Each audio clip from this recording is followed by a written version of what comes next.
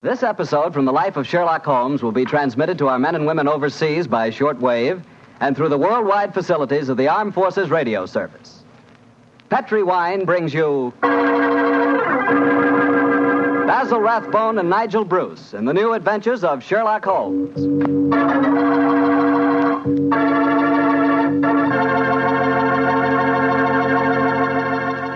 The Petri family, the family that took time to bring you good wine, invite you to listen to Dr. Watson tell us another exciting adventure he shared with his old friend, that master detective, Sherlock Holmes.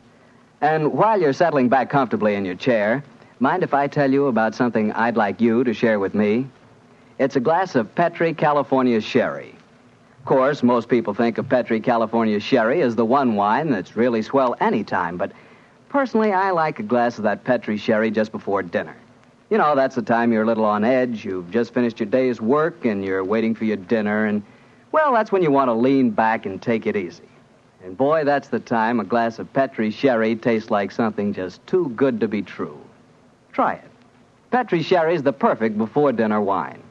And, incidentally, if you like your sherry dry, you know, not sweet, then you'll find that Petri Pale Dry Sherry is just made for you. The important thing is the Petri label. Because when it says Petri, it always means good wine.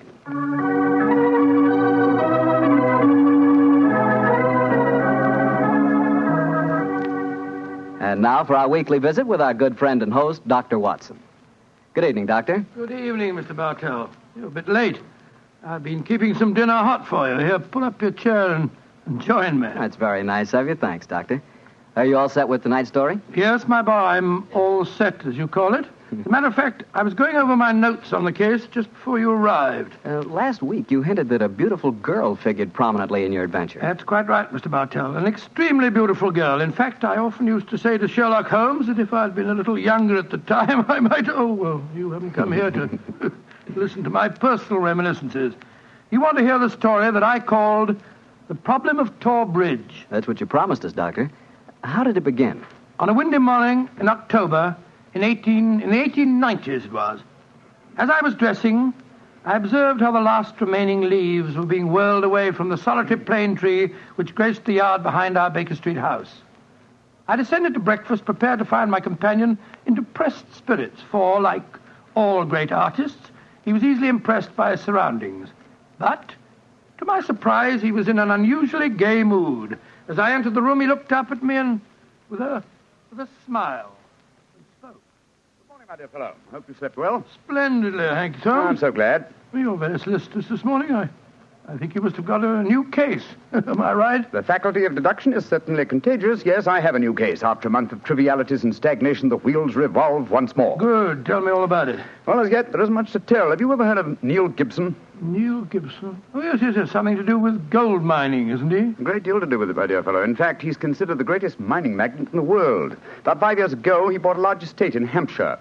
Perhaps you've read of the tragic death of his wife. Oh, yes, of course. I remember the case now. She was murdered by a jealous governess who was in her employ, wasn't she? That point will be decided when the lady in question, Grace Dunbar, I believe her name is, comes up for trial at the forthcoming Winchester Assizes. In any case, it's hard for me to see what I can do for my client at this late date. Your client? Oh, yes, I forgot I hadn't told you. I'm getting into your involved habit of telling a story backwards. Better read this letter. Came this morning.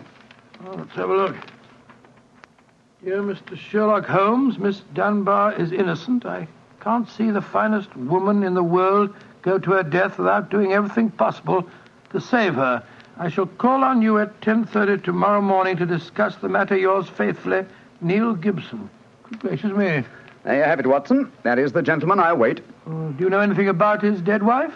Only what I've been reading in the papers. Apparently she was past her prime, which was the more unfortunate as this Miss Dunbar, who superintended the education of the two young children, is reputed to be a very attractive young lady. The eternal triangle, eh? Well, where did the murder take place? On Gibson's estate in Hampshire.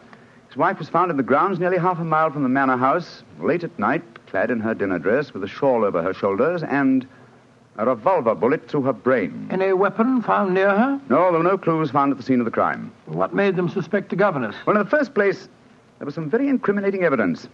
A revolver with one discharged chamber, the caliber corresponding with the bullet in the dead woman's head, was found on the floor in Miss Dunbar's wardrobe. Oh, was it? Pretty damaging evidence, Holmes. So the coroner thought. And to make the case even blacker against Miss Dunbar, the dead woman had a note on her making an appointment at that very spot. And the note was signed by the governess. It seems obvious that the girl's guilty, and the motive's clear. Mr. Gibson would be a great catch for a young girl. Love, fortune, power, all dependent on one life. Possibly, Watson, but circumstantial evidence can be very misleading at times. There's the gentleman in question, unless I'm very much mistaken, considerably before his time. I can see him from the window here. Formidable-looking fellow. Must be well over 6 foot tall. Judging by the way he's wrenching at that doorbell, he's a man with a violent temper. Mrs. Hudson's opening the door to him now. Meet him on the stairs, will you, old chap? It'll save Mrs. Hudson a journey. Sure. Up here, sir. Thank you, Mr. Hudson. All right. Are you Mr. Sherlock Holmes? No, indeed. I'm his colleague, Dr. Watson. Come along in, won't you? Mr. Neil Gibson, I presume? That's right. So you're the great Sherlock Holmes, huh? The adjective is your own, Mr. Gibson. Sit down, won't you? By the way, you may speak quite freely in front of Dr. Watson. Well, I may as well begin by telling you that money means nothing to me in this case. You can burn it if it's any use to you in lighting the truth. Miss Dunbar is innocent, and it's up to you to prove it. Just name your fee. Mr. Gibson, my professional charges are on a fixed scale. I don't vary them except when I omit them altogether. Very well. I imagine that you've read the newspaper reports of the coroner's inquest. Yes, very thoroughly. I don't see that I can add anything that'll help you. But if there are any questions you'd like to ask, I'll answer them. Well, thank you. First, what were the exact relations between you and Miss Dunbar? I suppose you're within your rights in asking such a question, Mr. Holmes? We will agree to suppose so, shall we? Then I can assure you that my relations with Miss Dunbar were always those of an employer towards a young lady with whom he never conversed or even saw, except in the company of his children. Oh. Rather a busy man, Mr. Gibson, and I've no time or taste for aimless conversation. I wish you good morning. What the devil do you mean by this, Mr. Holmes? My dear sir, the case is difficult enough without your giving me false information. Meaning that I lie, sir? I was trying to express it as delicately as possible, but if you insist on the word, I won't contradict you. Why, you confounded... Don't be noisy, Mr. Gibson. Please don't be noisy. I find that after breakfast, even the smallest argument is unsettling. I suggest that a stroll in the morning air and a little quiet thought will be greatly to your advantage. I suppose I can't make you take the case, but you've done yourself no good this morning, Mr. Holmes. I've broken stronger men than you.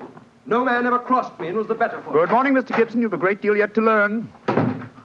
On my soul, Holmes, you were unusually severe with him. I dislike liars, Watson, and I cannot tolerate arrogance, particularly when it's coupled with great wealth. Well, how did you know about his relations with the governor? I didn't. It was pure bluff. Bluff? It certainly worked. Think he'll come back? Oh, of course he will. He needs my help too badly. He'll probably change his mind before he's halfway down the stairs. Come in. Mr. Gibson. Just saying to Dr. Watson that I was certain you'd be back. I've been thinking it over, Mr. Holmes, and I feel that perhaps I was hasty in taking your remarks amiss. Just the same, I can assure you that the relations between Miss Dunbar and me really don't affect this case. Surely that is for me to decide, Mr. Gibson. You see, Mr. Gibson, my friend is like a doctor. He wants every symptom before he can give his diagnosis. Fire away, Mr. Holmes. What is it you want to know? The truth. I can give it to you in very few words. To begin with, I met my wife when I was gold mining in Brazil. Your wife was Brazilian by birth, wasn't she, sir? Yes, Doctor, and very beautiful. Well, to make a long story short, I fell in love and married her and brought her to England. After a few years, I realized that we had nothing, absolutely nothing in common. And then I suppose this young governess, Miss Dunbar, arrived on the scene. That's right, Mr. Holmes. Well, the story should be obvious to you from there. You fell in love with this girl, I suppose, sir? Who could help it?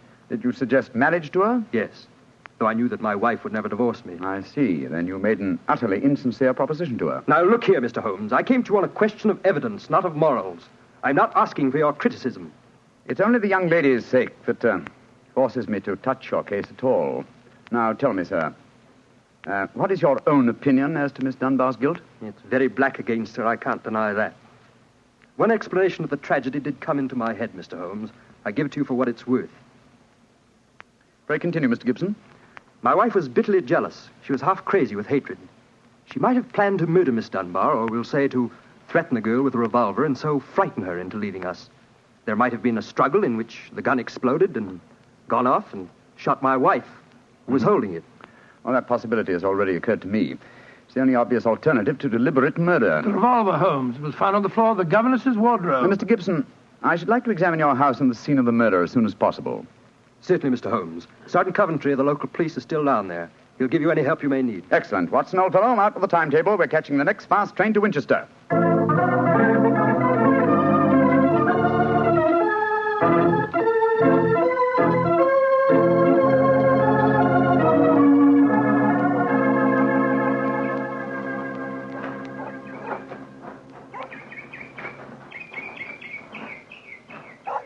So if I have to have someone else on the case, I'd rather have you, Mr. Holmes. The yard gets called in, then we local police loses all credit for success. Generally gets blamed for the failures. Now I've heard that you play straight. I do not appear in the matter at all, Sergeant Coventry. If I can clear it up, I don't ask to even have my name mentioned. Well, that's handsome of you, I'm sure, and I know your friend Dr. Watson can be trusted, too. Oh, don't worry, my dear fellow. We won't steal any of your thunder. Well, that's nice and friendly of you, Doctor. Well, come on, gentlemen. I'll walk you down to the bridge. That's where we found Mrs. Gibson's body. It's not far from the house here.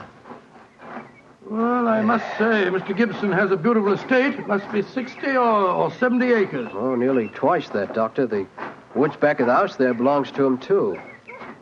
Mr. Holmes. Yes, Sergeant? There's a question I'd like to ask you. A question I wouldn't ask anyone else. Then please ask it. Don't you think there might be a case against Mr. Gibson himself, sir? I've been considering that possibility. That there Miss Dunbar's a bit of all right. If you ask me, he wanted his wife out of the way, and the pistol she was shot with was his pistol, you know. Oh, was that fact proven? Yes, Doctor. It was one of a pair that he had. One of a pair. Where's the other? Well, Mr. Gibson has a lot of firearms. We never quite matched that particular pistol, but the box was made for two. Well, if it was one of a pair, surely you'd be able to match it. Well, we have them all laid out at the house if you want to look them over. And we'll do that later. This, I presume, is Tor Bridge. That's right, sir. Found Mrs. Gibson's body lying right here at the approach to the bridge. I see. I gathered from the newspaper reports that the shot was fired at very close quarters. Yes, sir, very close. Near the right temple, wasn't it? Just behind it, sir. How did the body lie, Sergeant? Oh, on its back, Doctor. No trace of a struggle, no marks, no weapon. The note from Miss Dunbar was clutched in her left hand. Clutched, you say? Yes, sir. We could hardly open the fingers to get at it. That's of greatest importance. It excludes the idea that anyone could have placed the note there after death in order to furnish a false clue. What did the note say, Sergeant? Little enough, Doctor. It just said, I will be at Tor Bridge at 9 o'clock, and it was signed Grace Dunbar. Did Miss Dunbar admit writing it? Oh, yes, sir. What was her explanation? She wouldn't say nothing. Said she was saving her defense for the trial. Yes, it seems odd that Mrs. Gibson was still clutching that note. Seems perfectly natural to me. Oh, come now, old fellow. Argue the thing out logically. If the letter is genuine, it was certainly received sometime before the tragedy, say an hour or two. Why, then, was the dead woman still clasping it in her left hand? Why should she carry it so carefully? She certainly didn't need to refer to the note at all at the interview. Doesn't it strike you as rather strange? Well, now you put it that way, it does seem a little peculiar. Hello. Did you notice this, Sergeant? Oh, you mean that chip out of that stone on the underside of the parapet of the bridge, sir? Yes, I noticed it. Didn't think nothing of it, though. It's a very large chip. Yes, but it's been done recently. That is how the stonework is white just here. It took some violence to do that. Hand me a cane, Watson, will you? Here you are, Bullock. Thanks. Yes. It's a hard knock. And in a curious place, too. But it's 15 feet from where we found the body, Mr. Dow. Yes, Holmes, I don't see how it could have any connection with Mrs. Gibson's murder. Possibly it hasn't. But it's a point worth noting. There were no footprints, you say, Sergeant? None, Mr. Holmes. The ground was as hard as iron. It's been a very dry summer, and we haven't had any rain to speak Yes, of this pity. year. Well, Sergeant, I'm much obliged to you, and now I think we'll get back to the house. Right. Cesar will show you where the firearms are, sir. Oh, who is Cesar? Oh, funny kind of a bloke. Brazilian he is. Brazilian, eh? Like Mrs. Gibson. Yes, Mr. Holmes. Comes from the same town that she does, as a matter of fact. Something very fishy about him, if you ask me. Now, if you'll excuse me, gentlemen, I'm going to take a little stroll around the grounds. You started me on a new train of thought in this case, Mr. Holmes. Oh, I'm delighted, Sergeant. I'll get back to the house.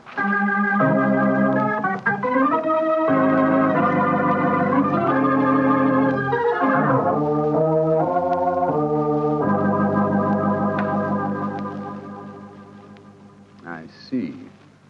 And these are all the firearms in Mr. Gibson's possession, eh, Cesar? Except for the revolver that is missing from the case. Yes, so I say I see him. I've never seen such a collection of guns and revolvers in my life. Mr. Gibson had many enemies, senor. He always sleep with a loaded pistol beside his bed. She's a man of great violence. There have been times when all of us were afraid of him. Did you ever witness physical violence towards Mrs. Gibson? No, senor. I cannot say that I have. But I have heard him say many terrible things to her. He would taunt her in front of we servants. I have heard him do it many times. Thank you, Cesar. That will be all. Muito bem, senor. You know, Holmes, I still think the case against Miss Dunbar looks very black. I should agree with you if it were not for one fact. The finding of the revolver in her wardrobe. On the soul, Holmes, that seems to me the strongest evidence of all. I think not, old chap. Huh? We must look for consistency. Where there is a want of it, we must suspect deception. I don't quite follow you.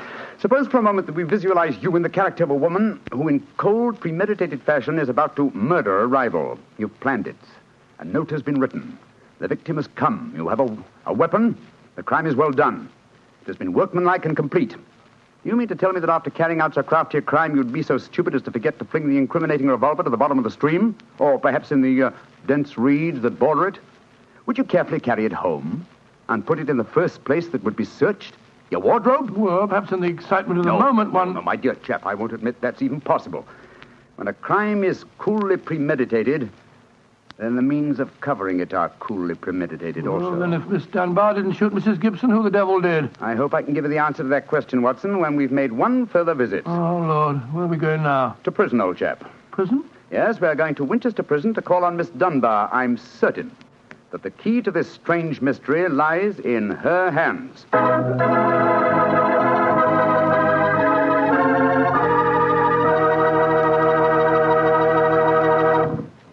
You'll hear the rest of Dr. Watson's story in just a few seconds. Just time enough for me to remind you that the easiest way to make good food taste better is to serve that good food with a good Petri wine. If you like a red wine, well, you want a Petri California Burgundy. If you'd rather have a white wine, then you want a Petri California Sauterne. But red or white, Petri Burgundy or Petri Sauterne, you're choosing a dinner wine that's sure to turn a simple meal into a feast. Your whole family and all your friends will love Petri, the wine that makes good food taste better.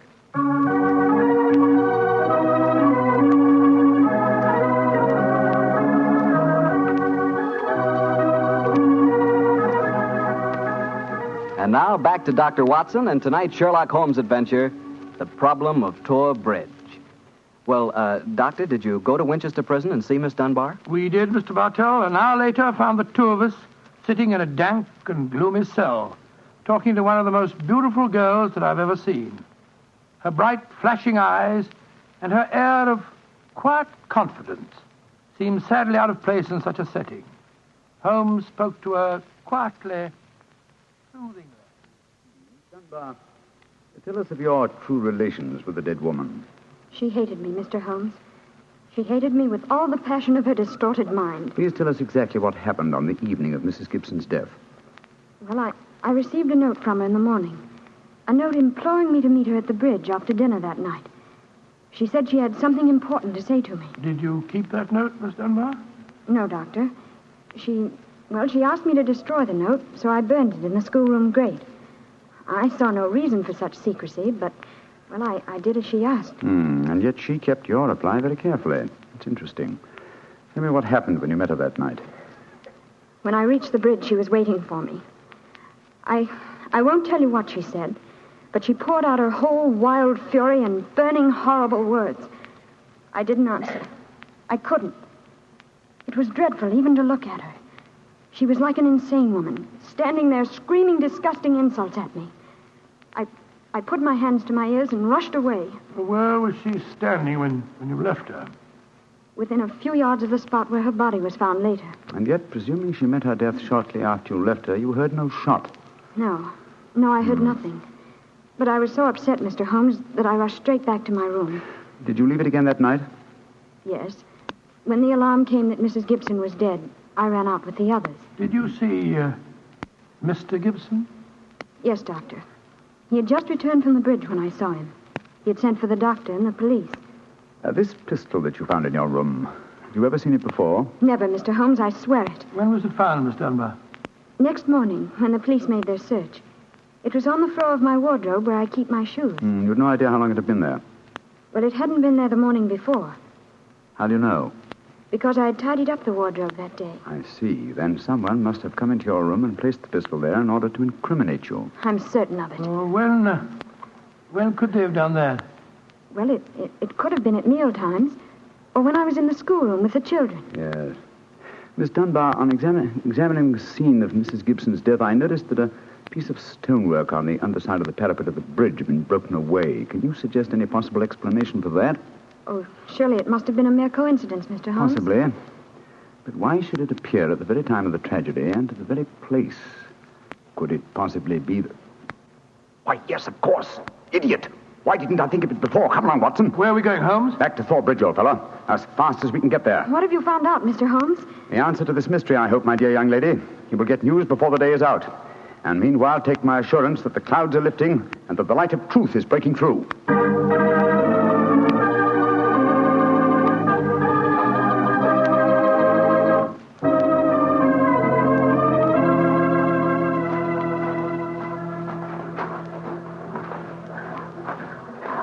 Well, Mr. Holmes, you're soon back here. What have you found out? Sit down a few moments.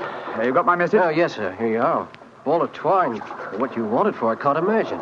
You'll soon see, Sergeant. Watson, I have some recollection that you usually go armed on these excursions of ours. Yes, I'm carrying my revolver. Why? Give it to me, old chap, will you? Thanks. Give it to you? I believe your revolver may have a very intimate connection with the mystery we're investigating. You're joking. Now, Watson, I'm very serious. We have a test to make. If the test is successful, Miss Dunbar will be free before nightfall, and the test will depend on the conduct of this revolver of yours. Yes, I'll take the precaution of unloading it. Uh-huh. There we are. Now, Sergeant, ball of twine, please. Wish I knew what you was up to, sir. I tie one end of the twine like this to the handle of the revolver. So. Sergeant, see if you can find me a heavy stone, will you? Oh, right, you are, sir. Holmes, what are you doing? Trying to reconstruct the killing of Mrs. Gibson. But you've seen me miss the mark before, Watson. I have an instinct for such things, and yet it has sometimes played me false. It seemed a certainty when it first flashed across my mind in Miss Dunbar's cell.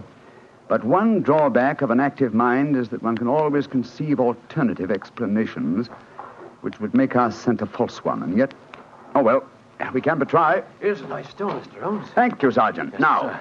I tie the other end of the twine to the stone. Wait a minute. Like that. Splendid. Sergeant, will you please take this stone and stretch the twine across the parapet of the bridge there, so that the stone will swing just clear of the water on the other side of the bridge. Right, you are, sir. I'll stand on the spot where Mrs. Gibson's body was found. That's it, Sergeant. Over the parapet. How's that, Mr. Holmes? The stone swinging about 8 feet above the water. Splendid. Now, Watson, watch closely. I raise the revolver to my head. Careful, Holmes, careful. Don't worry, old chap's not loaded. Now, let us imagine I am the late Mrs. Gibson. I raise the revolver to my head and fire it. Instantly, my fingers release their grip and... There's your answer, Watson. Great Scott, the revolver flashed back out of your hand, struck the parapet of the bridge, and then the weight of the stone flipped it over into the water. Was there ever a more exact demonstration? Come on, old fellow. You're a blooming magician, Mr. Holmes. That's what you are. A blooming magician. Look at that. Observe the second chip on the stonework, the parapet here. Same size as the first. And the murder of Mrs. Gibson... Wasn't murder at all. It was suicide. What? We can follow the various steps quite clearly. A note was extracted very cleverly from Miss Dunbar, a note which made it appear that she had chosen the scene of the crime. Mrs. Gibson, in her anxiety that the note should be discovered, somewhat overdid it by holding it in her hand to the last. That alone should have excited my suspicions earlier than it did. So she stole one of her husband's revolvers and... Planted the other one in Miss Dunbar's wardrobe. Exactly. After discharging one of the cartridges, which you could easily do in the woods without attracting suspicion, she then went down to the bridge, where she contrived this exceedingly ingenious method of getting rid of her weapon. When Miss Dunbar appeared, she used her last breath in pouring out her hatred, and then, when the girl had left, carried out her terrible purpose. Then the missing revolver... You'll find it with the aid of a grappling hook at the bottom of the stream, and also the stone and the string, with which this vindictive woman attempted to disguise her own crime and fasten a charge of murder on an innocent victim. Yes, Sergeant, and don't forget while you're at it that my revolver's down there, too. No, don't worry, Doctor. I'll get some grappling hooks right away. I must say, Holmes, you've solved this case brilliantly. Quite brilliantly. I disagree, old chap. And I fear that you will not improve my reputation by adding the case of the Tor Bridge mystery to your annals. Oh, nonsense, but that's ridiculous. Oh, no, it isn't, old boy. I've been sluggish in my mind and wanting in that mixture of imagination and reality which is the very basis of my art. I confess that the chip in the stonework was a sufficient clue to suggest the true solution, and I blame myself for not having attained it sooner. Well, Holmes, personally, I agree with the sergeant's opinion of you. Oh? What was that, old fellow? You're a blooming magician, Mr. Holmes. That's what you are, a blooming magician.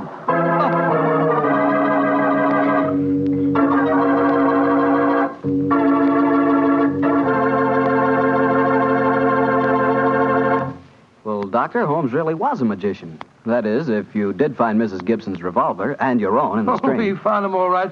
You don't think I'd tell you the story otherwise, do you? What do you take me for, anyway? Well, now that you ask, I'll tell you. I take you for a very charming gentleman, a wonderful storyteller, and a fine host. Oh, that's very nice. Really. Well, you are a gentleman of the old school. Well, And you do tell a fine story. You flatter me, you... And you are a perfect host. Oh, that meal we had tonight was wonderful. Oh, it was, eh? And, that wine, what kind was it? It was Petri wine, and you know it. And I should have known that you were leading up to something. Mr. Bartell, you should be ashamed of yourself. You will do anything to get a chance to talk about Petri wine. Oh, I can't say I don't blame you. Well, honestly, Doctor, I meant everything I said. But you don't really want me to stop talking about Petri wine, do you? After all, it's worth talking about, isn't it? What other wine is made with the loving care that goes into Petri wine? Don't forget, Petri wine is made by the Petri family. Winemaking is their business. Why, they've been making wine for generations, handing down from father to son, all their skill and knowledge and experience. You can be sure the Petri family really knows plenty about the fine art of turning luscious grapes into delicious wine. That's why, whether you want a wine for before dinner, with dinner, or for any time, you can't go wrong with a Petri wine, because Petri took time to bring you good wine. And now, Dr. Watson, what new story are you planning to tell us next week? Well, next week, Mr. Bartell, I'm going to tell an adventure that Holmes and I had amid the oriental magnificence of a Maharaja's palace in India. India? Sounds intriguing. What were you and Sherlock Holmes doing out there, Doctor? Well, we'll have to wait till next week for the answer to that question, my boy. But I can tell you that it was one of the weirdest problems that we ever had to solve. I call the story The Vanishing Elephant.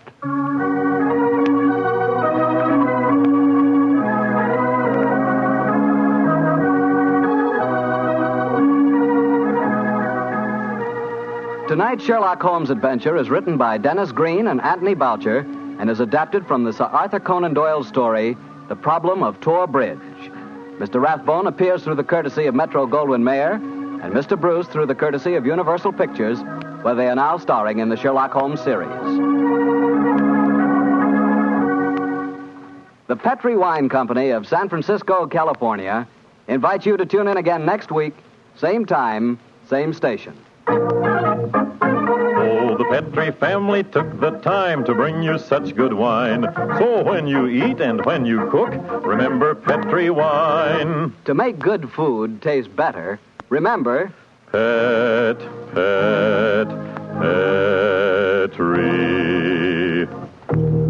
wine.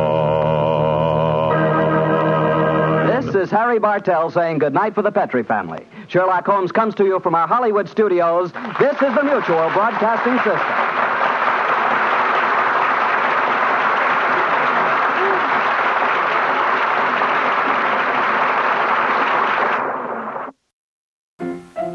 Let's all go to the lobby. Let's all go to the lobby. Let's all go to the lobby to get ourselves a treat.